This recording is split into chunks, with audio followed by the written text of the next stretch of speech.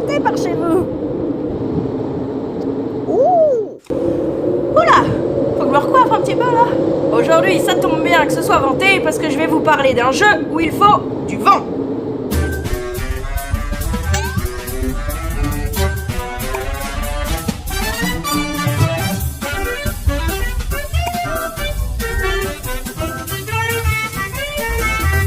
Il s'agit bien sûr du grand, du beau, du magnifique Kites, voilà, qui est sorti il n'y a pas très longtemps. Il est édité par Matago pour 2 à 6 personnes, pour des parties d'environ 10 minutes. Vous allez voir que vous tenez pas beaucoup plus longtemps. À partir de 10 ans et plus, mais très honnêtement, un enfant de 6-7 ans qui est un peu dégourdi, il peut jouer sans aucun problème. Il a été conçu par Kevin Amano et illustré par Beth Sobel. Il est vraiment incroyable, il est rapide, il est facile et il est surtout très drôle. Je vous en parle tout de suite. Alors dans Kites, vous êtes des cerfs-volantistes qui doivent réaliser un ballet magnifique de cerfs-volants sans jamais faire tomber un cerf-volant, sinon la partie est perdue. Vous allez voir qu'il y a plein de sabliers et il ne faut surtout pas qu'un sablier se vide, sinon bye bye le cerf-volant. Ok, donc voilà, nous y voilà, c'est parti pour le matos. On va l'ouvrir. Donc dans la boîte, on peut retrouver la règle, évidemment. Hein. Et alors voilà, c'est magnifique, c'est plein de couleurs, j'adore. On va retrouver 6 sabliers de couleurs différentes qui ont des temps différents. Je vous en parle après. Et des cartes, voilà, pour jouer. Allez, c'est parti, je vous explique. Ok, donc pour commencer, il faut disposer tous les sabliers sur la table. À savoir que chaque sablier a son propre temps à lui. Par exemple, le rouge durera 30 secondes, le orange 45 secondes, le jaune 60 secondes, le bleu 75, le violet 90 et le blanc, le joker, 60 secondes. Ensuite, pour commencer à jouer, faisons la mise en place. Chaque joueur va recevoir des cartes. Pour 2 à 3 joueurs, il vous faut 5 cartes. Pour 4 joueurs, il vous faut 4 cartes. Et pour 5 et plus, donc jusqu'à 6 joueurs, il vous faudra 3 cartes chacun. Voilà, j'ai donc fait une mise en place pour 3 joueurs. Je vais distribuer 5 cartes au premier joueur, 5 cartes à moi-même et 5 cartes au joueur numéro 3. Mettons-nous maintenant par au-dessus pour mieux voir. À notre tour de jeu, c'est plutôt simple. Il va falloir regarder dans notre main ce qu'on a comme couleur. Voilà. Lorsqu'il y a un seul symbole, on peut poser cette carte et retourner le sablier de la même couleur. Lorsqu'on a 2 symboles de couleurs différents, on peut retourner les 2 sabliers. Donc là, je pourrais retourner le orange et le bleu.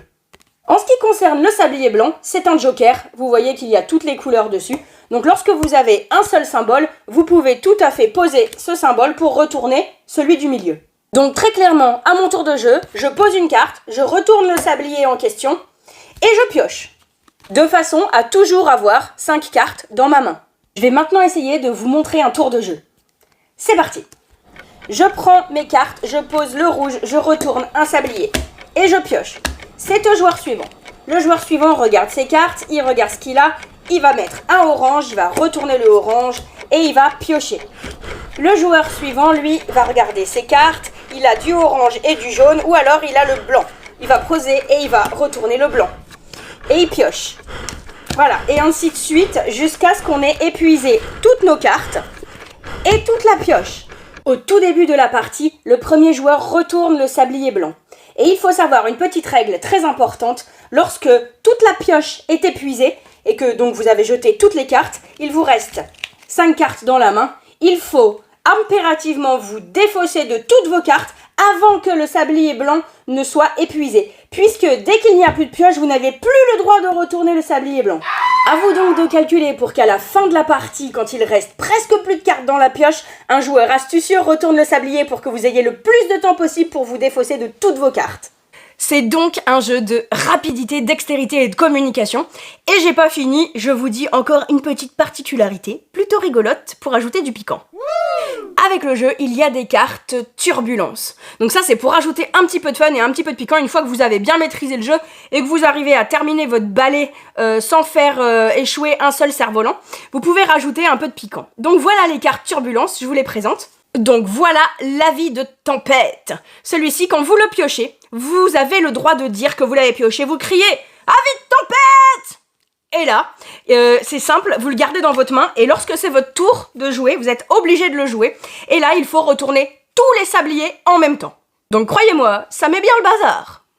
La deuxième carte turbulence, c'est celle-ci, c'est silence radio. Quand vous la piochez, vous n'avez pas le droit de dire que vous l'avez piochée. À votre tour de jeu, vous êtes obligé de la jouer. Et là, donc, c'est silence radio, plus de moyens de communication, donc vous n'avez plus le droit de parler entre vous, et croyez-moi, c'est bien galère.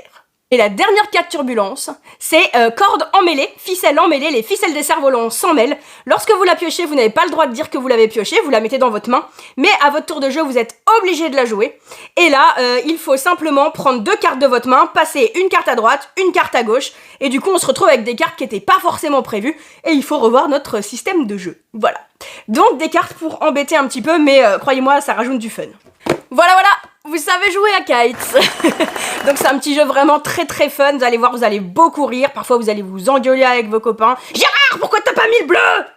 Bref, ici on aime vraiment beaucoup, que ce soit en famille, entre amis, avec les enfants ils adorent ce jeu, ils peuvent même jouer tout seuls entre eux, c'est vraiment, j'adore. Alors, pour Kites, je vais lui mettre la note de roulement de tambour. 5 étoiles. Bah ouais, 5 étoiles. Jeu facile, rapide, hyper mignon, hyper joli. Voilà, que demander de plus? N'hésite pas à nous dire si toi aussi t'as fait une partie de Kites chez toi et que tu as adoré. Si tu as aimé cette vidéo, n'oublie pas de t'abonner, de liker, de partager, etc., etc. On vous fait des bisous et on vous dit à bientôt dans une prochaine vidéo.